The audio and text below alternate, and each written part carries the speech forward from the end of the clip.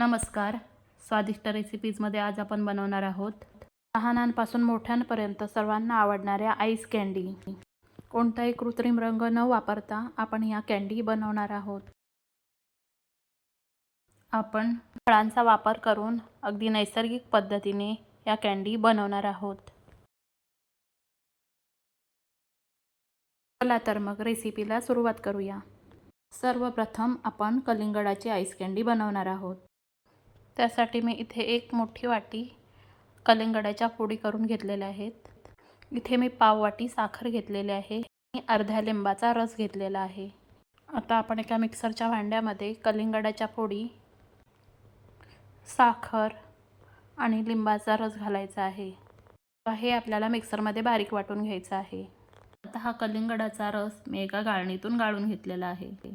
आता इथे मी एक कुल्फी मोल्ड घेतलेला आहे. त्याच्यामध्ये हा रस भरायचा आहे.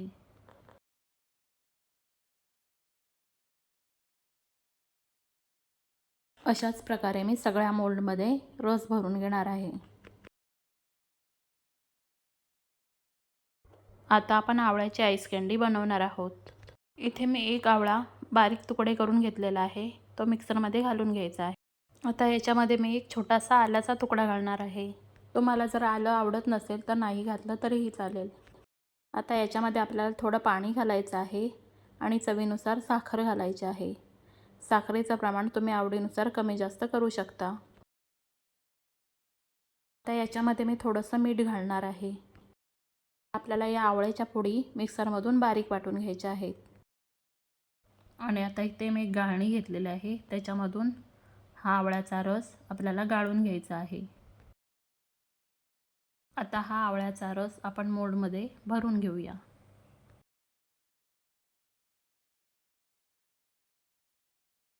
अशा पद्धतीने उरलेला रस सुद्धा मी मोल्डमध्ये भरून घेणार आहे. आता आपण बनवणार आहोत बीटरूट आईस कँडी. त्यासाठी इथे मी एक बीट घेतलेला आहे. त्याची सालं काढून त्याचे छोटे छोटे तुकडे करून घेतलेले आहेत. चवीनुसार साखर घेतलेले आहे आणि अर्धा लिंबू घेतलेला आहे. आता एक मिक्सरचं भांडं घ्यायचं आहे. त्याच्यामध्ये बीटाचे तुकडे घ्यायचे आहेत आणि जे अर्ध लिंबू घेतलं होतं ते याच्यामध्ये पिळून घ्यायचं आहे.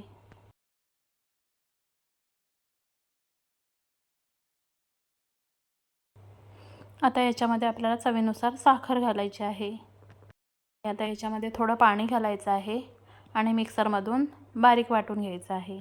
आणि हा बीटाचा रस आपल्याला गाळणीतून गाळून घ्यायचा आहे. आता हा बीटाचा रस आपल्याला मोल्डमध्ये भरून घ्यायचा आहे.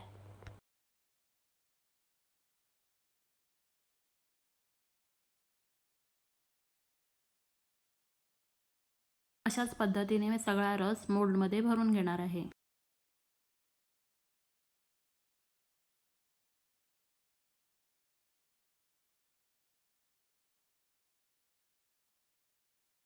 आता आपण बनवणार आहोत खरबूज आईस कँडी. त्यासाठी इथे मी एक वाटी खरबुजाच्या फोडी घेतलेल्या आहेत. त्या आपल्याला मिक्सरच्या भांड्यामध्ये घालून घ्यायच्या आहेत. त्याच्यामध्येच आपल्याला अर्ध्या लिंबाचा रस घालायचा आहे.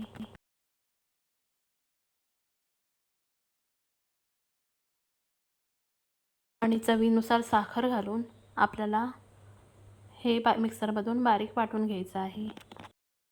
त्या मिक्सरमधून बारीक वाटलेला हा खरबुजाचा रस आपल्याला एका गाळणीतून गाळून घ्यायचा आहे. आता हा रससुद्धा आपल्याला मोल्डमध्ये भरून घ्यायचा आहे.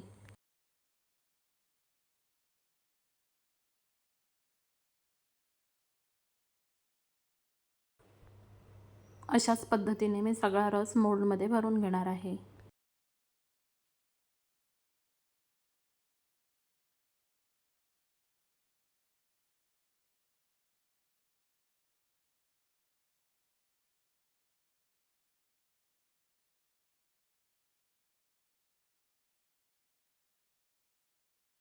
आता आपला सगळा रस मोल्डमध्ये भरून झाला आहे. आता हे मोल्ड आपल्याला डब्यामध्ये भरून ठेवायचे आहे.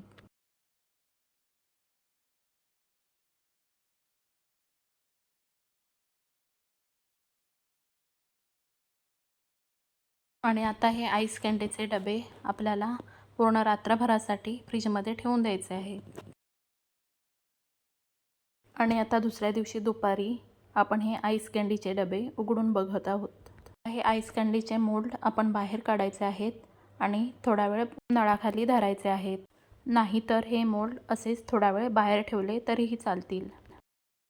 बघा किती सहज आईस कँडी बाहेर निघाली आहे. ही आहे बीटरूट आईस कँडी. तर आपण अशाच प्रकारे इतर कँडीसुद्धा साच्यातून बाहेर काढणार आहोत. आता ही बघा, ही आहे कलिंगडाची कँडी. बघा किती सुंदर गुलाबी रंग आलेला आहे.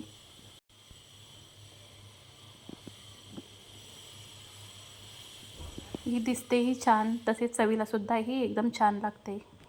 आता आपण बघणार आहोत आवळाची आईस कँडी.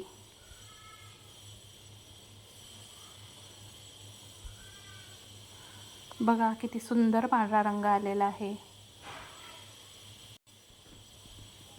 आता आपण अशाच प्रकारे खरबुजाची कँडी सुद्धा बघणार आहोत.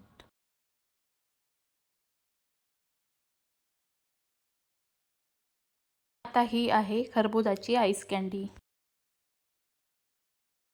तुम्ही बघू शकता या आईस कँडीचा कलर सुद्धा किती सुंदर दिसतोय.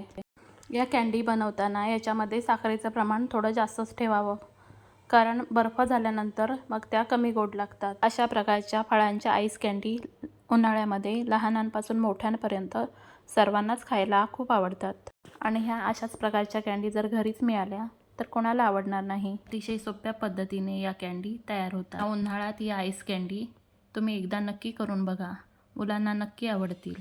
तुम्हाला जर ही माझी रेसिपी आवडली असेल तर लाईक करायला विसरू नका.